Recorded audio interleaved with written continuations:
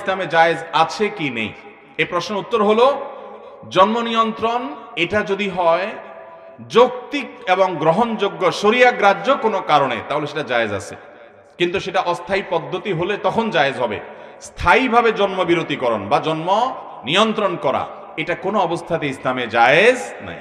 আমি ব্যক্তিগতভাবে এরকম মানুষকে চিনি যে মাত্র 2টা সন্তান ছিল, এরপরে লাইগেশন করে ফেলেছেন, স্থায়ীভাবে জন্ম নিয়ন্ত্রণ করে ফেলেছেন, আর সন্তান হবে না, রাস্তা একেবারে বন্ধ করে ফেলেছেন। এখন আল্লাহর কি ফয়সালা, ওই 2 সন্তানের মধ্যে দেখা গেল যে এক সন্তান মারা গেছে রোড অ্যাক্সিডেন্টে, আরেক সন্তান বেঁচে ছিল, মেয়ে, তাকে বিয়ে দেওয়া হয়েছে, কিন্তু সংসারে অশান্তির একটা পর্যায়ে গিয়ে সেও সুসাইড করে মারা গেছে। এই ভদ্রলোক ভদ্র মহিলা নিঃসন্তান, এখন অগাধ টাকা পয়সা, কোটি কোটি টাকার মালিক, কিন্তু সন্তান আর নাই। ইসলাম কেন কোনো কিছুকে নিষেধ করে সেটা বুঝতে আমাদের হয়তো 200, 500, 1000 বছরও লাগতে পারে, কিন্তু ইসলাম এমন কিছু বলে নাই যেটার মধ্যে আমাদের কল্যাণ নাই। এমন কোন নির্দেশ ইসলাম দেয় নাই যে নির্দেশ পালন করলে আমাদের ক্ষতি হবে। আমাদের কল্যাণেই সকল আদেশ এবং নিষেধ দেওয়া হয়েছে। অতএব স্থায়ীভাবে জন্ম নিয়ন্ত্রণ করা ইসলামে কখনো জায়েজ, হ্যাঁ অস্থায়ী জন্ম নিয়ন্ত্রণ করা জায়েজ হতে পারে। সেটা কখন?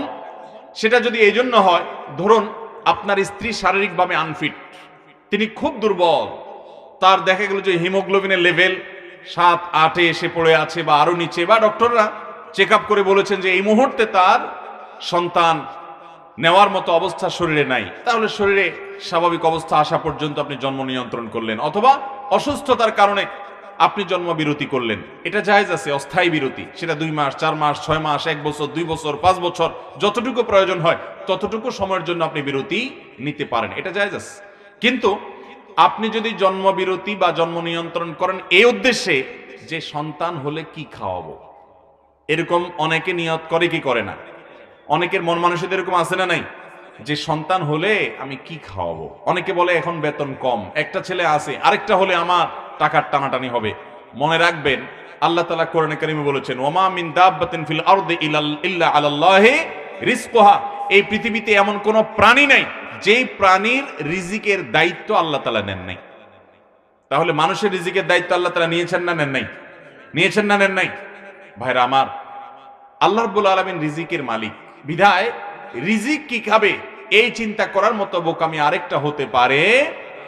এই যে এখন বিভিন্ন টেকনোলজি বের হয়েছে, হাইব্রিড ধান হয়, হাইব্রিড বিভিন্ন ফসল হয়, কিয়ামতের আগে মানুষের সংখ্যা যত বাড়বে তাদের রিজিকের জন্য আল্লাহ রাব্বুল আলামিন নানান পদ্ধতি মানুষের মাথায় দিবেন। অর্থাৎ মানুষের রিজিকের জিম্মাদারি আল্লাহ তাআলা নিয়েছেন। আল্লাহ যদি কাউকে রিজিক খাওয়াতে না চান, আল্লাহ যদি কারোর কপালে রিজিক না রাখেন, তাহলে বাসাবর্তী খাওয়া থাকা সত্ত্বেও সে না খেয়ে মারা যেতে পারে। ঠিক না ভাই? ঠিক ভাইরা আমার, সেজন্য ইমানদার কখনো রিজিকের ভয়ে জন্ম নিয়ন্ত্রণ করতে পারে।